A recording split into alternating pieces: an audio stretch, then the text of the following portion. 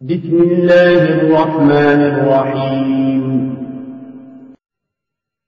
إن الله لا يستحيي أن يضرب مثلا ما بعوضة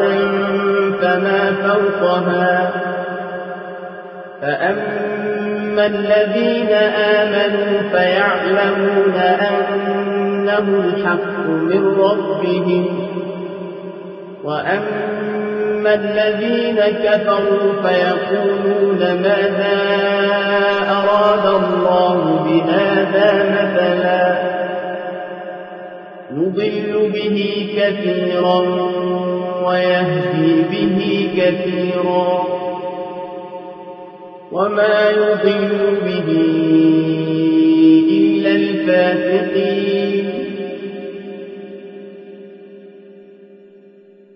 الذين ينقضون عهد الله من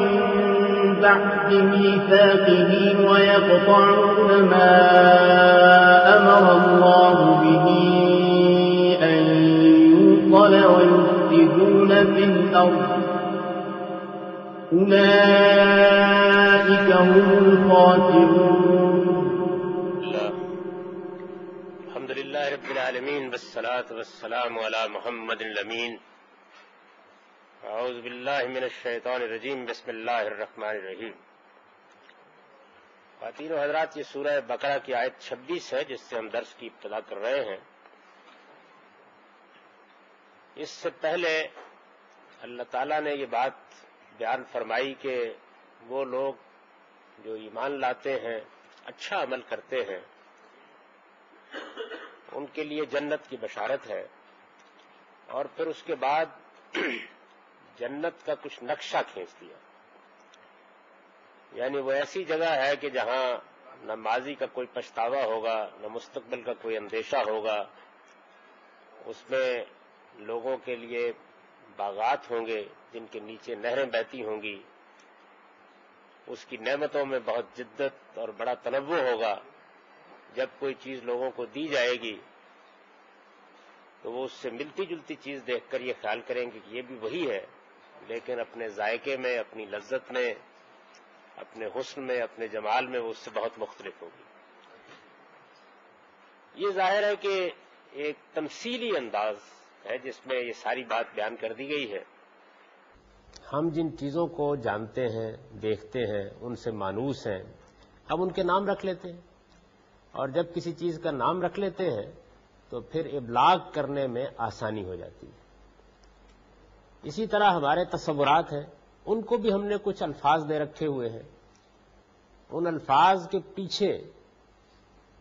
مشترک تصورات ان کے ابلاغ میں بھی آسانی پیدا کر دیتے ہیں.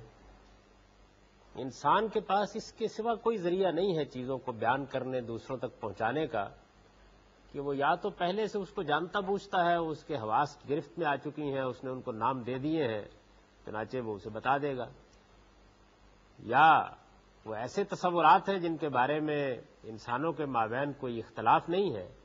ان کے لیے کچھ نام دے دیے گئے ہیں، وہ ان کے ذریعے سے دوسروں تک پہنچ جائیں گے. لیکن جو چیز دیکھی نہیں ہے، جانی نہیں ہے، پہچانی نہیں ہے، ہم اس کا کوئی ابھی تصور نہیں قائم کر سکتے، اس کو کیسے دوسروں تک پہنچایا جائے. تو ہماری زبانوں میں اس کے لیے تمثیل کا طریقہ اختیار کیا جاتا ہے. یعنی ہم کیا کرتے ہیں؟ ہم یہ کرتے ہیں کہ جو ہم جانتے ہوتے ہیں اس کے ساتھ مثال دے کے وہ سمجھا دیتے ہیں. نئی نئی ایجادات جب ہونا شروع ہوئی ہیں اور وہ ابھی ہمارے ملک میں نہیں آئی تھی، تو جو لوگ مغرب سے آتے تھے وہ اسی تمثیلی انداز میں ان کو سمجھانے کی کوشش کرتے تھے. اس دنیا میں جو اب چیزیں وجود پذیر ہو گئی ہیں اور جن کے ہم نے نام رکھ لیے ہیں، جن کو ہم جانتے پہچانتے ہیں، جن کے بارے میں اب کوئی وہام نہیں ہوتا، وہ جب وجود پذیر نہیں ہوئی تھی اور کوئی شخص انہیں دوسروں تک پہنچانا چاہتا تو اس کے لیے تمثیلی کا طریقہ اختیار کرتا. سادہ طریقے سے بات کو سمجھیے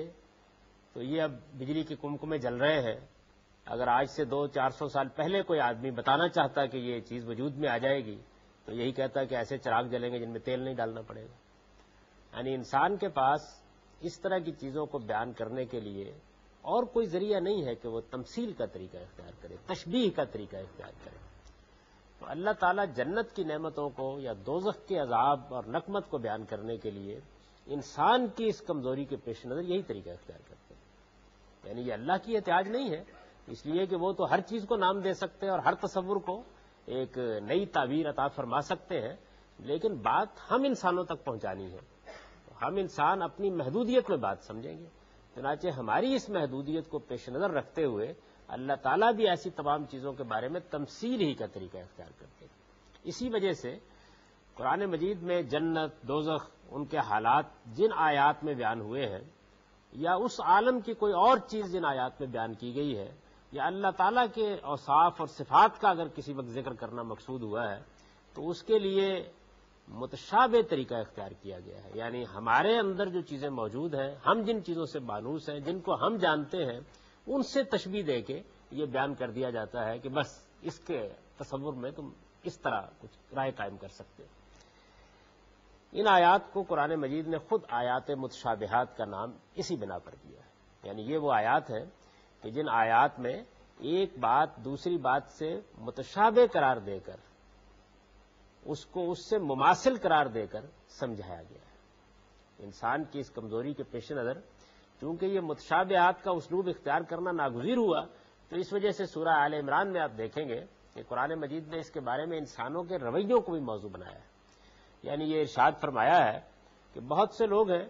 کہ جو اس بات کو اہمیت نہیں دیتے کہ یہ اصل حقیقت کیا ہے، مقصود کیا ہے، بلکہ وہ اس مثال میں الجھ کر رہ جاتے ہیں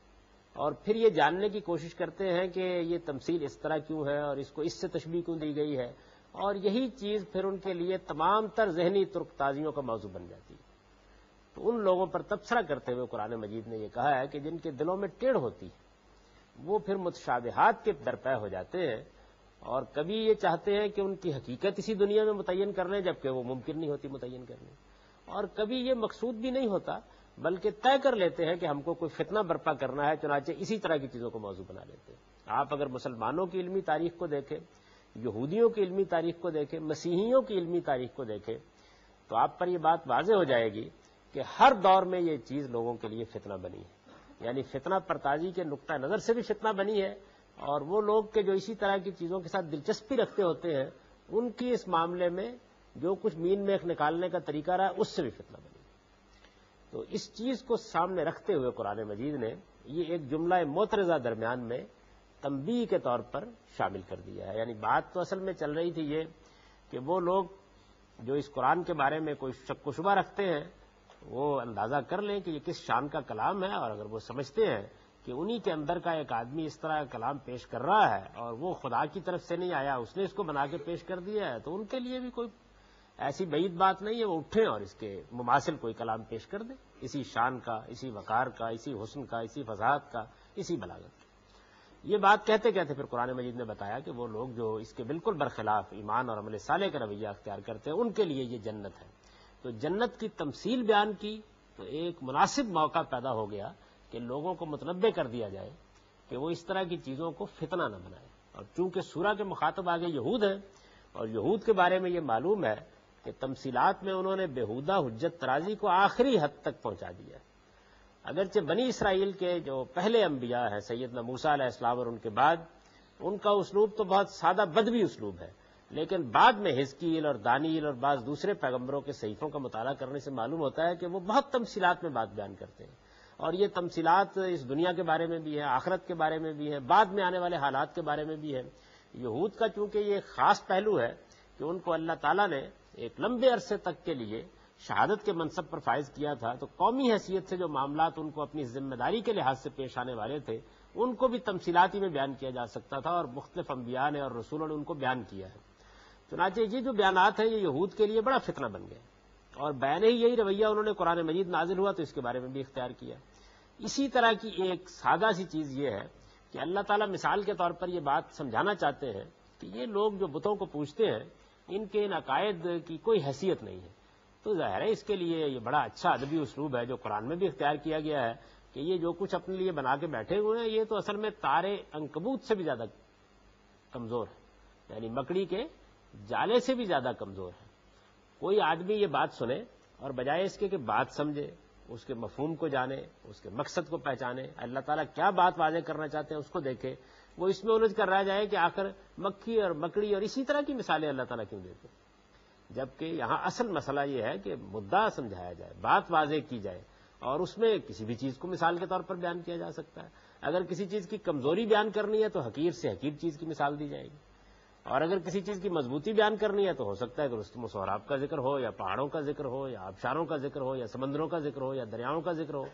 جولانی طغیانی کو بیان کرنا ہے تو اور مثالیں ہوں گی، اور کمزوری اور ضعف کو بیان کرنا ہے تو اور مثالیں ہوں گی۔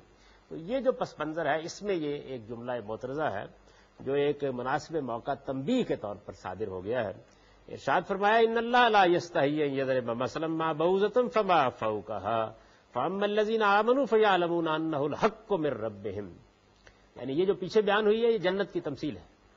اللہ تعالیٰ نے ایک مثال کے ساتھ متشابہات کا طریقہ اختیار کرتے ہوئے تمہیں یہ سمجھایا ہے کہ جنت کیا چیز ہوگی، اس کی نعمتوں کی کیا نوعیت ہوگی، اس میں کیا جدت اور کیا تنوع ہوگا، اس کے اندر اللہ تعالیٰ نے کیا نعمتیں تمہارے لیے رکھی ہوئی ہیں۔ تو فرمایا کہ جنت کی تمثیل ہے، اور اللہ اس بات سے نہیں شرماتا کہ کسی حقیقت کو واضح کرنے کے لیے، لوگوں تک پہنچانے کے لیے وہ مچھر یا اس سے بھی حقیر کسی چیز کی مثال بیان کرے۔ یعنی چونکہ یہ لوگ اس طرح کی حجت ترازیاں کرتے تھے تو اسی کو لے لیا۔ مچھر یا اس سے بھی حقیر کسی چیز کو اگر اللہ تعالیٰ مثال کے طور پر لے آتے ہیں تو یہ کوئی شرم کی بات نہیں ہے۔ بات تو اصل میں یہ ہے کہ بات پہنچانی ہے، ابلاغ مدعا کرنا ہے، ایک چیز کو سمجھانا ہے، ذہنوں میں اتارنا ہے، اس کے لیے جو طریقہ بھی اختیار کیا جا سکے اختیار کیا جائے گا۔ فرمایا فَأَمَّا الَّذِينَ آمَنُوا، وہ لوگ کہ جن کو اللہ نے ایمان کی توفیق دی ہے، ایمان کی توفیق دی ہے یعنی وہ ماننے کے لیے تیار ہیں، بات پر ان کی نگاہ ہے، مدعا کو سامنے رکھتے ہیں، مفہوم پیش نظر ہے، جامع میں نہیں الجھتے، اندر اتر کر دیکھتے ہیں کہ کیا بات ہے جو ہمیں بتانا مقصود ہے۔ تو وہ لوگ جو ماننے والے ہیں فَيَعْلَمُونَ أَنَّهُ الْحَقُّ مِن رَبِّهِمْ، وہ تو اس سے یہ بات جان لیتے ہیں کہ یہ اصل میں ان کے پروردگار کی طرف سے ایک حق ہے جو ان کے پاس آیا ہے، یعنی ان کو کوئی تردد نہیں ہوتا۔ ان کی نگاہ چونکہ اصل مدعا پر ہوتی ہے اس لیے وہ شہادت دے اٹھتے ہیں کہ یہ حق ہے اور یہ ان کے مالک کی طرف سے آیا، ان کے پروردگار نے انہیں کیسی عمدگی سے بات سمجھائی ہے، کیسی اچھی مثال سے ان پر بات واضح کی ہے، ان کا معاملہ ہی ہوتا ہے۔ وَأَمَّا الَّذِينَ كَفَرُوا، اور جو نہیں مانتے، یعنی جنہوں نے یہ فیصلہ کر لیا ہوتا ہے کہ ہم کو انکار ہی کرنا ہے، اور ایک صحیح بات اگر ہمارے سامنے آ گئی ہے تو اس سے گریز اور فرار کے لیے اسی طرح کے راستے تلاش کرنے ہیں، تو وہ جیسے ہی اس طرح کی کوئی مثال سنتے ہیں فَيَقُولُونَ مَاذَا أَرَادَ اللَّهُ بِهَذَا مَثَلًا، تو کہتے ہیں کہ اس مثال سے اللہ نے کیا چاہا ہے، کیا مقصود ہے، کیا مراد ہے، کیوں اس طرح کی مثال دے دی۔ یہ مکھی مچھر اور مکڑیاں ہی ملتی ہیں اللہ تعالیٰ کو بات بیان کرنے کے لیے۔ اسی طرح کی بعض اور چیزیں بھی قرآن مجید میں بیان ہوئی ہیں، خاص جنت اور دوزخ کے حوالے سے۔ مثال کے طور پر قرآن مجید نے ایک مقام پر یہ بیان کیا ہے کہ اس میں زقوم کے درخت ہوں گے، اور جگہ جگہ یہ بھی بیان کیا ہے کہ دوزخ میں بھڑکتی آگ ہوگی۔ تو لوگوں نے یہ مسئلہ پیدا کر دیا ہے کہ اچھا جناب دیکھیے درخت بھی ہوں گے، آگ بھی ہوگی، تو اچھا ہے آگ جلا کے فارغ ہو جائے گی درختوں کو۔ ظاہر ہے کہ یہ کٹ حجت ہی ہے، یعنی اس کے پیچھے سوائے اس کے کہ آدمی کسی حقیقت سے گریز اور فرار کے لیے راستہ تلاش کرنا چاہے اور کوئی محرک نہیں ہے۔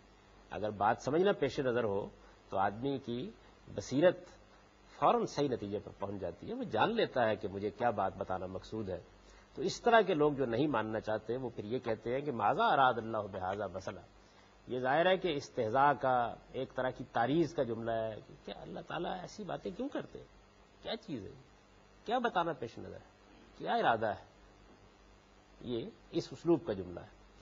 فرمایا چنانچہ نتیجہ کیا نکلتا ہے،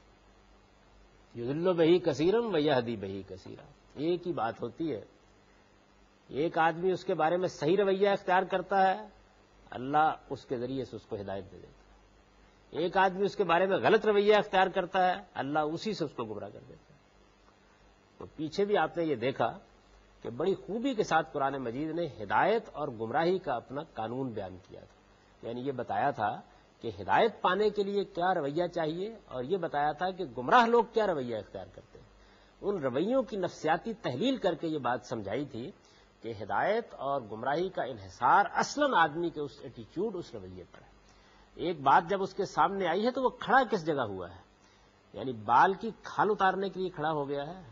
طرح طرح کی حجت ترازیاں کرنے کے لیے کھڑا ہو گیا ہے، تعریض اور مذاق کے موڈ میں بات سن رہا ہے، یا اتنا سنجیدہ طالب علم ہے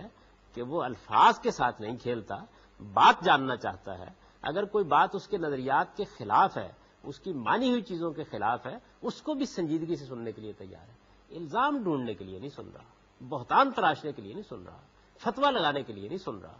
بلکہ یہ سمجھ کر سن رہا ہے کہ دوسرا بھی مخلص ہے، ممکن ہے اس کو غلطی لگ گئی ہو بات کے سمجھنے میں، لیکن میں سمجھ تو لوں کہ اس کا موقف کیا ہے، اس کو کیا مسئلہ درپیش ہوا ہے، وہ اگر مجھ سے مختلف بات کر رہا ہے تو کیوں کر رہا ہے۔ ظاہر ہے کہ یہ جو رویہ ہے یہ انسان کے لیے ہدایت کے ابواب کھولتا ہے، ہدایت کے دروازے کھولتا ہے، اور اس کے بالکل برخلاف اگر آدمی حق کو نہ ماننا چاہے، اس کے لیے دوسرے راستے تلاش کرنا چاہے، اپنے تعصبات میں اندھا ہو جائے، کسی بات کے بارے میں سنجیدہ ہی نہ ہو، کوئی بات سننے کے لیے تیار نہ ہو، تو پھر اسی طرح کی باتیں ہیں کہ جو اس کے لیے گمراہی کا سامان کر دیتی ہیں۔ تو اللہ تعالیٰ نے یہ بتایا ہے کہ میرے ہاں سے ہدایت اور گمراہی دونوں تقسیم ہوتی ہیں، لیکن دونوں میں یہ مسئلہ نہیں ہے کہ اس کے سر پر یہ ٹوپی رکھ دی اور اس کے سر پر یہ پگڑی پہنا دی، بلکہ میرا طریقہ یہ ہے، اللہ تعالیٰ فرماتے ہیں کہ میں بندے کا رویہ دیکھتا ہوں، اگر وہ اپنے آپ کو ہدایت کا مستحق بناتا ہے تو اس کے لیے ہدایت میں افزونی کرتا ہوں، بڑھاتا ہوں اس کو ہدایت میں، اپنی طرف سے توفیق مزید دیتا ہوں، لیکن اگر وہ گمراہی کو خریدنا چاہتا ہے تو کچھ دیر تک مہلت دیتا ہوں، تنبیہ کرتا ہوں، سمجھاتا ہوں، اس کے بعد پھر میں بھی اسے گمراہی کرتا ہوں۔ تو یہ چیز ہے جس کو قرآن مجید نے یہاں اپنے بڑے ایجاز پر مبنی انداز میں بیان کر دیا ہے۔ پیچھے رویے کو بیان کیا ہے کہ اللہ کو تو اس میں کوئی شرم نہیں ہے کہ وہ کسی بات کو سمجھانے کے لیے مچھر کی مثال دے دے، کسی چھوٹی سے چھوٹی چیز کی مثال دے دے۔ اللہ تعالیٰ کے پیش نظر تو اصل میں بات کا ابلاغ ہے، بات کو سمجھانا ہے، اس کی تفہیم ہے، وہ اس کے لیے جو طریقہ چاہیں گے موضوع ہوگا اختیار کر لیں گے، لیکن اگر آدمی ماننا چاہتا ہے تو اس کے سامنے اصل حق ہوتا ہے، یعنی جو مثال سے مقصود ہے اس کی نگاہ اس پر ہوتی ہے، اور اگر آدمی نہیں ماننا چاہتا تو وہ اس کا مذاق اڑاتا ہے، اس میں طرح طرح کی باتیں پیدا کرتا ہے اور کٹ حجتیاں کرتا ہے۔ تو دونوں پر تبصرہ کرتے ہوئے یہ کہا، یہ رویے ہے دونوں، فرمایا کہ دیکھو ایک ہی مثال ہوتی ہے، ایک ہی بات ہوتی ہے، ایک ہی آیت ہوتی ہے، ایک ہی مدعا ہوتا ہے، ایک ہی مفہوم ہوتا ہے، ایک ہی چیز ہے جس کو دوسروں تک پہنچانا پیش نظر ہوتا ہے، اور اس سے ایک گروہ اپنے لیے گمراہی کا سامان کر رہا ہوتا ہے، ایک اپنے لیے ہدایت کا سامان کر رہا ہوتا ہے، اور اللہ تعالیٰ ہدایت دیتا ہے، اللہ ہی گمراہ کرتا ہے، لیکن کس طرح ہدایت کے مستحقین کو ہدایت دیتا ہے اور گمراہی کے مستحقین کو گمراہی میں ڈال دیتا ہے۔ یضل بہ کثیرا ویہدی بہ کثیرا، اور دیکھیے اگر کوئی ابہام تھا تو اس کو دور کر دیا، وما یضل بہ الا الفاسقین، لیکن حقیقت کیا ہے؟ حقیقت یہ ہے کہ وہ اس سے گمراہ کرتا ہے تو ایسے سرکشوں ہی کو کرتا ہے، یعنی گمراہی اس کے ہاں سے بٹتی ہے، لیکن کن کے لیے بٹتی ہے؟ اسی طرح کے سرکشوں کے لیے بٹتی ہے، یہ جو سرفگندہ ہو کر حق کو سمجھنے کے لیے تیار نہیں ہوتے۔ اور میں نے آپ سے عرض کیا ہے کہ بڑی خوبی کے ساتھ قرآن مجید اس کو براہ راست موضوع بنائے بغیر بتدریج یہ واضح کرتا چلا آ رہا ہے کہ حق و باطل کے معاملے میں اصل میں کیا چیز ہے کہ جو انسان کے لیے رکاوٹ بنتی ہے یا راستہ کھولتی ہے، یہ بتا دیں۔ اور میں نے پچھلے درس میں بھی یہ بات عرض کی تھی کہ اس سے بڑی کوئی نعمت نہیں ہے اللہ تعالیٰ کی کہ انسان کو یہ توفیق ارزانی ہو جائے کہ وہ اپنی زندگی کے آخری لمحے تک حق کا سچا طالب بن کر رہے، یعنی یہ کوئی آسان کام نہیں ہے۔ ایسا ہوتا ہے بعض اوقات کہ آدمی پیدا ہوا ایک خاص ماحول میں، اس نے پرورش پائی، اس نے کچھ عقائد سیکھے، اس نے کچھ نظریات سیکھے، اور پھر اس کے بعد وہ ان نظریات اور ان عقائد کے معاملے میں ایسا ہی راسخ ہو جاتا ہے کہ کوئی پیغمبر بھی آ کے اس کی غلطی اس پر واضح نہیں کر سکتا، لیکن اللہ کا امتحان جاری رہتا ہے۔ اچھا، اسی طریقے سے حیرت ہوتی ہے بعض اوقات انسانوں کے رویوں کا جائزہ لینے کے بعد کہ وہ کوئی چیز مانتے ہوں گے، کسی نقطہ نظر کے حامل ہوں گے،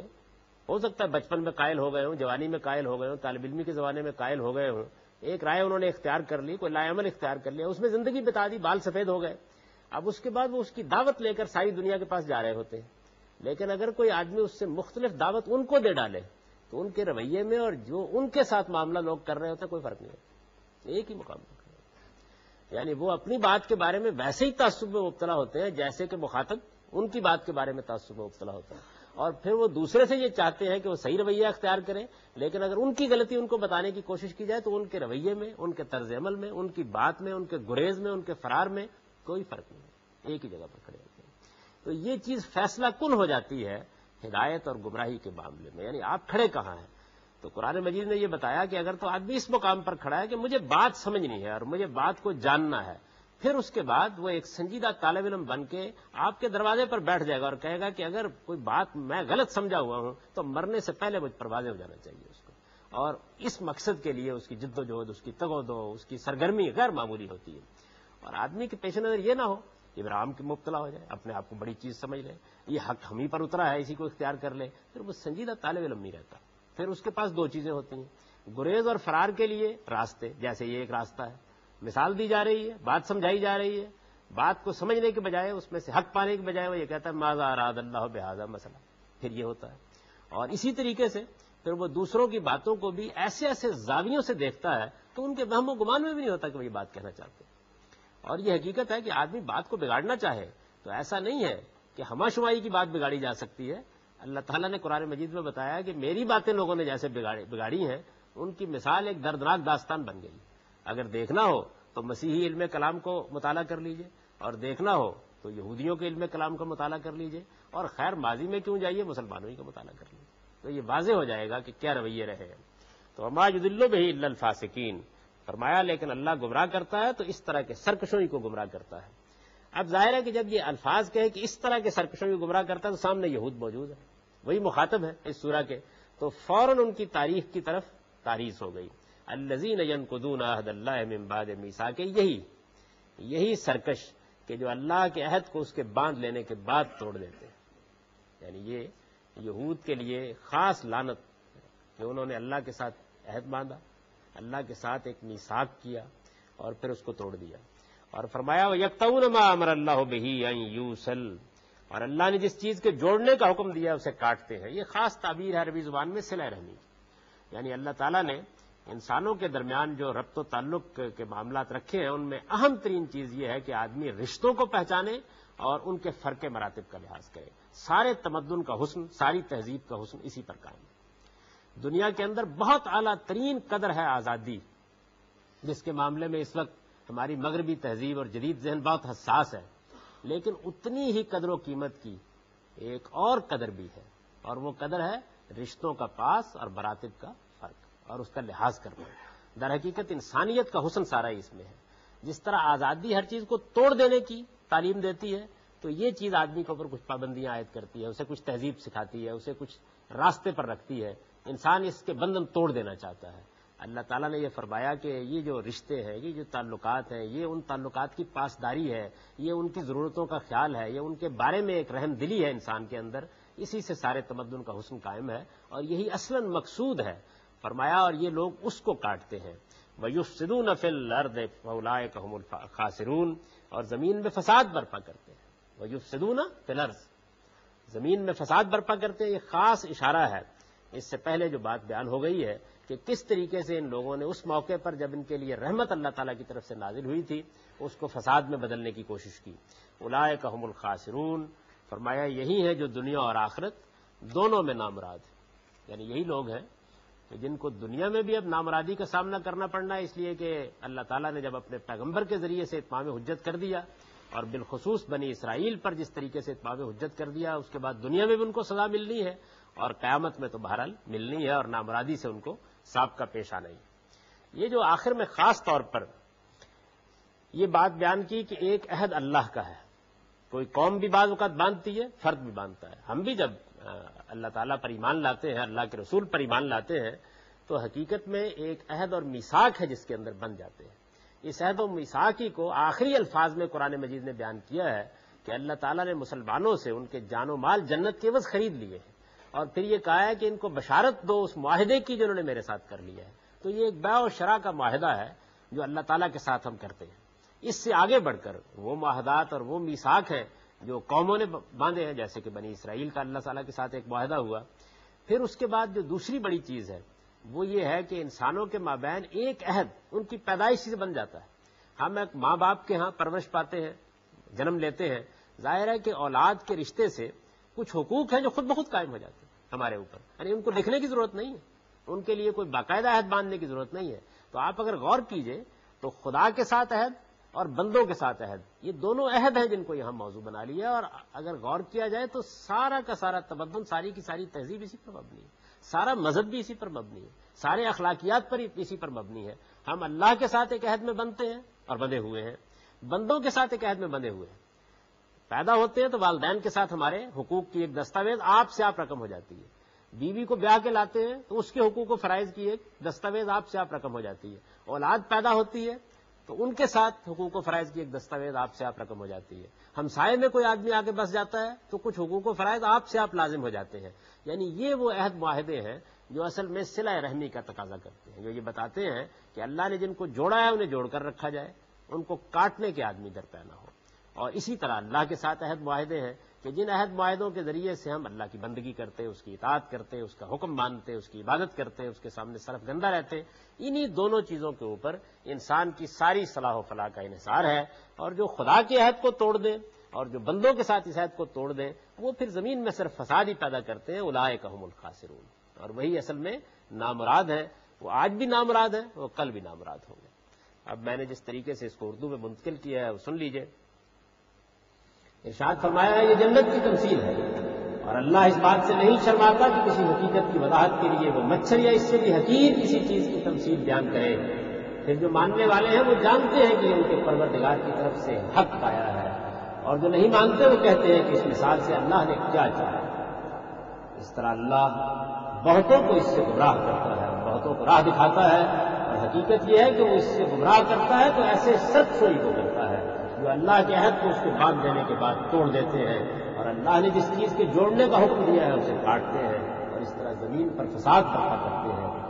یہی ہے جو دنیا اور آخرت دونوں میں اقول قولی ھذا واستغفر اللہ لی ولکم.